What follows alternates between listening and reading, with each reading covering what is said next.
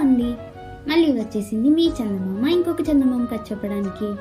ఈరోజు నేను మీకు చెప్పే ఆ చందమామ కథ పేరేంటంటే తదాస్తు దేవతలు. గోపవరం గ్రామంలో నరసింహం అనే చిన్న రైతు ఉండేవాడు. ఆయన భార్య పేరు భానుమతి. నరసింహం నోరెత్తితే తిట్లొచ్చేవి. పెళ్ళైన కొత్తలో భానుమతి భర్త తిట్లకు బెదిరిపోయి జ్వరం తెచ్చుకుంది. ఒక ఏడాది గడిచాక ఆమె భర్తను అంతగా తిట్టవద్దని బతిమాలింది.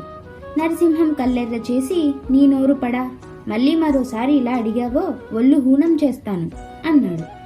తిట్టిన తిట్టు తిట్టకుండా తిట్టడంలో నరసింహం ఘనతను ఊరంతా కథలుగా చెప్పుకునేవాళ్ళు.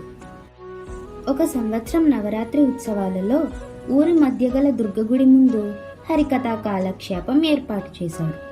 ఆ రాత్రి భోజనం వేలప్పుడు నరసింహం భార్యతో, ఒసే జిడ్డు మొహం, త్వరగా వడ్డిస్తే వెళ్ళి కథా కాలక్షేపం చేసొద్దాం అన్నాడు. భానుమతి గబగబా భర్తకు వడ్డించింది. నరసింహం భోజనం చేసి ముందు గదిలో ఉన్న మంచం మీద కూర్చొని, త్వరగా తెములు, అవతల కథ మొదలవుతుంది, బద్దకపు పీనుగా అంటూ కేక పెట్టాడు. భానుమతి త్వరగా అన్నం తిని వంటిల్లు సర్దుకోసాగింది. దుర్గగుడి దగ్గర జనం చేసే కోలాహలం ఆగిపోయి హరిదాసు గారి కంచుకంఠం వినిపించసాగింది. నోరు ఉన్నది కమ్మగా తినడానికి, తీయగా మాట్లాడడానికి, అంతేకాని కఠోరంగా తిట్టుకోవడానికి కాదు. తిట్టే ముందు మంచి చెడు చూసుకోవాలి. తదాస్తు దేవతలు ఉంటారు. వాళ్ళు తదాస్తు అంటే మనం తిట్టిన తిట్టు నిజంగా జరిగిపోతుంది. అందువల్ల సాధ్యమైనంత వరకు మంచే మాట్లాడాలి. నరసింహానికి హరిదాసు మాటలు వినిపించాయి. అతడు మంచం మీద నుంచి లేచి, ఇంకా వంటగదిలోనే అఘోరిస్తూ ఉన్నావా ముద్దు అంటూ భార్యను కసిరాడు. ఇదిగో మొహం కడుక్కుని వచ్చేస్తాను అంటూ భానుమతి బావి దగ్గర నుండి జవాబిచ్చింది. నీ మొహం మండ, ఎప్పుడూ ఆలస్యమే అన్నాడు నరసింహం. ఆ మరుక్షణం పెరట్లో నుంచి గొల్లుమంటూ శోకాలు ప్రారంభించింది భానుమతి. మొహం మండిపోతుంది బాబోయ్, భరించరాని మంటలు దేవుడోయ్ అంటూ ఆమె మొహం మీద నీళ్లు చల్లుకుంటూ కేకలు పెట్టసాగింది. భానుమతి మొహం మంట ఎంతసేపటికి తగ్గకపోయేసరికి నరసింహం ఆమెను వెంటబెట్టుకొని దగ్గరలో ఉన్న వైద్యుడింటికి వెళ్ళాడు. ఆయన భోజనం చేస్తున్నారు, ఇప్పుడే వస్తారు, కూర్చోండి అన్నది వైద్యుడి భార్య. భార్యాభర్తలిద్దరూ అరుగు మీద కూర్చున్నారు. భానుమతి మొహం మంట భరించలేకపోతున్నది. 10-15 నిమిషాలు గడిచినా వైద్యుడు బయటకు రాలేదు. ఇది చూసి నరసింహం మండిపోతూ భార్యతో, వీడు వైద్యుడా బకాసురుడా, ఎంతసేపు తింటాడు, త్వరగా బయటికి వచ్చి కూలబడడేం అన్నాడు. ఆ మరుక్షణం వైద్యుడు గబగబా బయటకు వచ్చి అరుగు పక్కన కూలబడిపోయి మూలగసాగాడు. వైద్యుడి భార్య శోకాలు ఆరంభించింది. నరసింహం భార్యను తీసుకుని మరొక వైద్యుడి ఇంటికి వెళ్ళాడు. ఆ వైద్యుడు భానుమతి మొహంలోకి చూసి నరసింహంతో, ఒక 25 రూపాయలు ఇవ్వు అన్నాడు. నరసింహం తెల్లబోయి, ముందు రోగిని పరీక్షించండి అన్నాడు.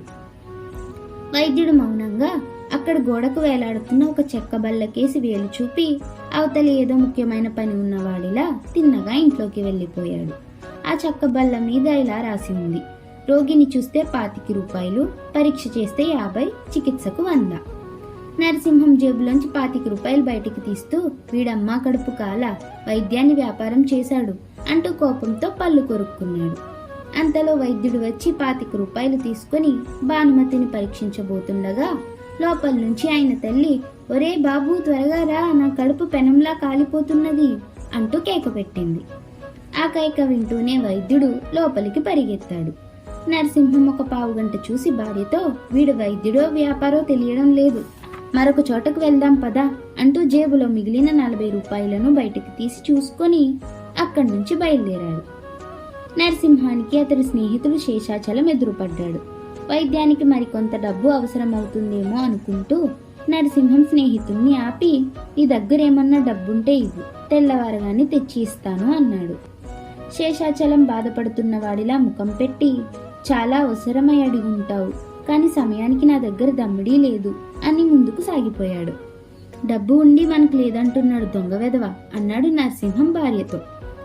ఆ మరుక్షణం శేషాచలం వెనుక తిరిగి వచ్చి నరసింహం మెడ పట్టుకొని, నీ దగ్గర ఉన్న డబ్బంతా ఇచ్చి, అలా చేయకపోయావో నీ ప్రాణాలకే ముప్పు అన్నాడు గట్టిగా పళ్ళు కొరుకుతూ. నరసింహం వణికిపోతూ తన దగ్గర ఉన్న డబ్బును శేషాచలానికి ఇచ్చివేశాడు. భానుమతి ఇదేమీ పట్టించుకోకుండా, నా మొహం మండిపోతుంది బాబోయ్ అంటూ అడవసాగింది. సరికి బాగా విసిగిపోయున్న నరసింహం భార్య భుజం గట్టిగా పట్టుకొని, మరొక దిక్కుమాలిన వైద్యుడు ఎవడైనా దొరుకుతాడేమో అని నిన్ను తీసుకుపోతున్నాను, ఊరికే అరవకే రాక్షసి అన్నాడు.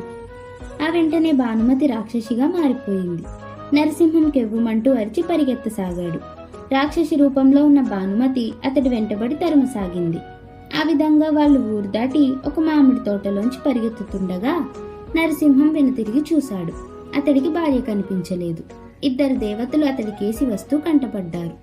నరసింహం భయాశ్చర్యాలతో ఎవరు మీరు అని వాళ్ళను అడిగాడు. మేము తదాస్తు దేవతలం అన్నారు వాళ్ళు.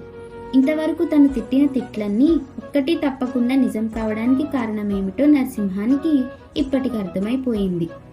అతడు దూరంగా తన కేసి పరిగెత్తుకొస్తున్న రాక్షసిని వాళ్లకు చూపుతూ, నా తప్పుల్ని క్షమించండి, ఇక నోటికి వచ్చిన తిట్లన్నీ తిట్టడం మానుకుంటాను, నా మీద దయచేసి నా భార్యకు ఆ రాక్షసి రూపం నుంచి విముక్తి కలిగించండి అంటూ తదాస్తు దేవతల కాళ్ళ మీద పడ్డాడు. తదాస్తు, నీ భార్యకు రాక్షసి రూపం నుంచి విముక్తే కాదు, ఈ క్షణం నుంచి రాక్షసుడు లాంటి భర్త నుంచి కూడా విముక్తి కలిగింది. ఉత్త పుణ్యానికి తిట్టే వాళ్ళంటే ఎదుటి వాళ్లకు భయం ఉండవచ్చు, కానీ గౌరవం ప్రేమ లాంటివి ఉండవు, ఆ సంగతి బాగా గుర్తుంచుకో అంటూ తదాస్తు దేవతలు మాయమైపోయారు.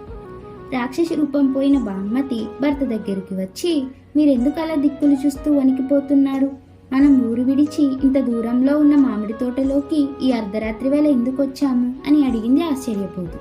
అదంతా తర్వాత చెబుతాలే, ముందు ఇంటికి వెళ్దాం పదా అంటూ నరసింహం బయలుదేరాడు. తను అడిగిన దానికి నోరు ముయ్యవే దరిద్రపు గొట్టుదానా అని భర్త తిట్టనందుకు మురిసిపోతూ భానుమతి భర్త వెంట నడిచింది. అలా కథ కంచికి మనం ఇంటికి.